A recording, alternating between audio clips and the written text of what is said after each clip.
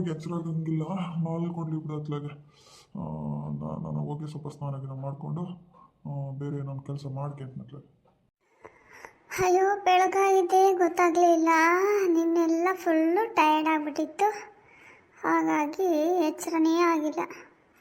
ಅತ್ತೆ ಅತ್ತೆ, ಏನೇ ಶಶಿ ನೀನು ಅತ್ತೆ ಅತ್ತೆ ಅಂದ್ಕೊಂಡು, ನಾನು ನಿನ್ನೆನೇ ಹೇಳಿಲ್ವಾ ನಿನಗೆ ಅತ್ತೆ ಅಂತೆಲ್ಲ ಕರಿಬೇಡ ಅಂತ?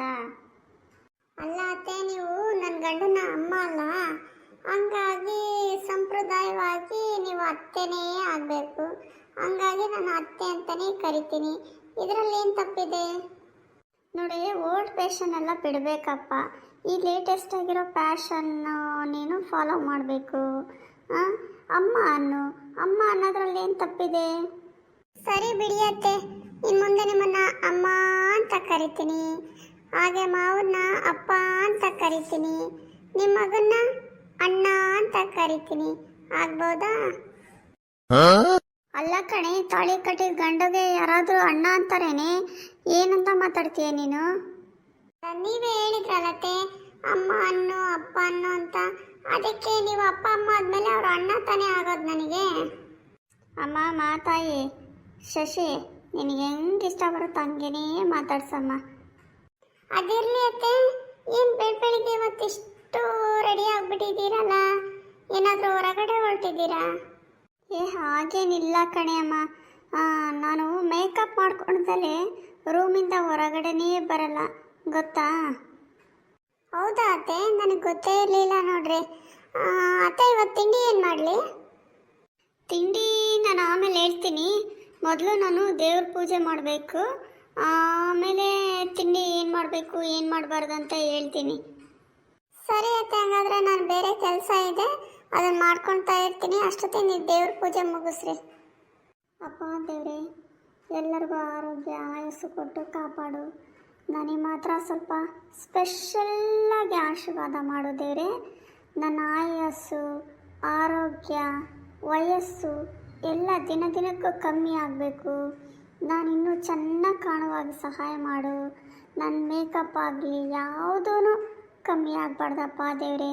ಆ ಥರ ನೀನು ಸ್ಟ್ರಾಂಗಾಗಿ ನನ್ನನ್ನು ಬ್ಲೆಸ್ಸಿಂಗ್ ಮಾಡು ದೇವ್ರೆ.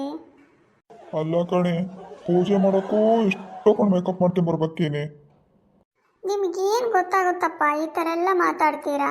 ದೇವ್ರ ಫಸ್ಟ್ ಇಂಪ್ರೆಷನ್ ಆಗಬೇಕು, ಅದು ಮುಖ್ಯ, ಗೊತ್ತಾ? ಅಲ್ವೇ, ದೇವರಿಗೆ ಭಕ್ತಿ ಮುಖ್ಯ ಕಣೆ, ಇಂಪ್ರೆಷನ್ನು ಮೇಕಪ್ ಅಲ್ಲ. ಇದಕ್ಕೆ ಹೇಳೋದು, ನಿಮ್ಮ ತಲೆಯಲ್ಲಿ ಬುದ್ಧಿ ಇಲ್ಲ. ಬುದ್ಧಿ ಇದ್ದವರಾದರೆ ಈ ಥರ ಮಾತಾಡ್ತೀರಾ ನೀವು? ದೇವರಿಗೆ ಭಕ್ತಿನೂ ಇಂಪಾರ್ಟೆಂಟು, ಮೇಕಪ್ಪು ಇಂಪಾರ್ಟೆಂಟು, ಗೊತ್ತಾ ನಿಮಗೆ? ಈಗ ದೇವಸ್ಥಾನಕ್ಕೆಲ್ಲ ಹೋಗ್ತೀವಿ, ಹೋಗ್ಬೇಕಾದ್ರೆ ಯಾವ ಥರ ಹೋಗ್ತೀವಿ? ನೀಟಾಗಿ ರೆಡಿಯಾಗಿ ಹೋಗ್ತೀವಿ ತಾನೇ? ಅಲ್ಲೂ ಮೇಕಪ್ ಮಾಡ್ಕೊಂಡು ಹೋಗಿರ್ತೀವಿ. ದೇವರು ಖುಷಿ ಪಡ್ತಾನ್ರಿ, ಭಕ್ತರು ಎಷ್ಟು ಚೆನ್ನಾಗಿ ಕಾಣ್ತಿದ್ದಾರೆ, ನನಗೋಸ್ಕರ ಎಷ್ಟು ರೆಡಿಯಾಗಿ ಬಂದಿದ್ದಾರೆ ಅಂತೇಳಿ ದೇವರು ಒಳಗೆ ಖುಷಿಪಟ್ಟು ನಮಗೆ ಆಶೀರ್ವಾದನ ಹೆಚ್ಚಾಗಿ ಮಾಡ್ತಾನೆ, ಗೊತ್ತಾ ನಿನಗೆ? ಹೌದು ಬಿಡಮ್ಮ, ನಿನ್ನಂತ ಭಕ್ತಿವಂತ ಇದ್ರೆ ದೇವರು ಬಹಳ ಆಶೀರ್ವಾದ ಕೊಡ್ತಾನೆ. ದೇವ್ರೆ, ದಯವಿಟ್ಟು ನಂಗೆ ಕ್ಷಮಿಸಪ್ಪ. ನಾನು ಪೂಜೆ ಮಾಡಬೇಕಾದ್ರೆ ನಿನ್ನ ಹತ್ರ ಸ್ಪೆಷಲ್ಲಾಗಿ ಏನಾನ ಒಂದು ರಿಕ್ವೆಸ್ಟ್ ಮಾಡಿ ಒಂದು ಅಪ್ಲಿಕೇಶನ್ ಹಾಕಿರ್ತೀನಿ. ಬಂದು ಬಂದು ಬಂದು ಬಂದು ತೊಂದರೆ ಕೊಡ್ತಾರೆ ಜನ. ಶಶಿ ಶಶಿ, ಏನು ಮಾಡ್ತಿದೀಯೇ? ಅತ್ತೆ ಬಂದೆ. ಹೇಳಿ ಅತ್ತೆ. ತಿಂಡಿ ಏನು ಮಾಡ್ತಿದೀಯಾ? ಇಲ್ಲ ಅತ್ತೆ, ನೀವೇ ಹೇಳ್ತೀನಿ ಅಂದ್ರಲ್ಲ ಪೂಜೆ ಆದಮೇಲೆ. ಓ ಹೌದಲ್ವಾ? ಇವತ್ತು ತಿಂಡಿ ಇಡ್ಲಿ ದೋಸೆ ಇವೆಲ್ಲ ಬೇಡಮ್ಮ. ಇವತ್ತು ಮನೆಯಲ್ಲಿ ಫುಲ್ಲು ಮಾಡ್ರನ್ ಆಗಿರಬೇಕು, ಆ ಥರ ರೆಸಿಪಿ ಏನಾದರೂ ಮಾಡು. ಅಲ್ಲ ಅತ್ತೆ, ಅದೆಂಥದ್ದು ಮಾಡ್ರನ್ ರೆಸಿಪಿ ಅಂದರೆ ಯಾವ ಥರದ್ದದು? ಅಲ್ವೇ, ನೀನು ಓದಿಲ್ವೇನೆ? ನೀನು ಓದಿರೋಳಾಗಿ ನಿನಗೆ ಮಾಡ್ರನ್ ರೆಸಿಪೀಸ್ ಅಂದರೆ ಗೊತ್ತಿಲ್ವಾ ನಿನಗೆ? ಅದೇ ನಾನು ಓದಿದ್ದೀನಿ, ಆದರೆ ನಾನು ಓದಬೇಕಾದ್ರೆ ಈ ಮಾಡ್ರನ್ನು, ವೆಸ್ಟನ್ನು, ಈ ಥರ ಎಲ್ಲ ರೆಸಿಪೀಸು ನಾನು ಬುಕ್ಕಲ್ಲಿ ಇರಲಿಲ್ಲ ಕಣತ್ತೆ. ಹಂಗಾಗಿ ನನಗೆ ಓದೋಕ್ಕೆ ಟೈಮೇ ಸಿಗಲಿಲ್ಲ. ಏನೇ ನನಗೆ ಮಾತಿ ಮಾತು ಉತ್ತರ ಕೊಡ್ತೀಯಲ್ವೇನೆ ನೀನು? ಹಾಂ, ಏನೋ ಹೊಸ ಸೊಸೆ ಅಂತೇಳಿ ಸ್ವಲ್ಪ ಸದ್ರ ಕೊಟ್ಟಿದ್ದಕ್ಕೆ ತಲೆ ಮೇಲೆ ಬಂದು ಕುತ್ಕೊಳ್ತಿದ್ಯಾ?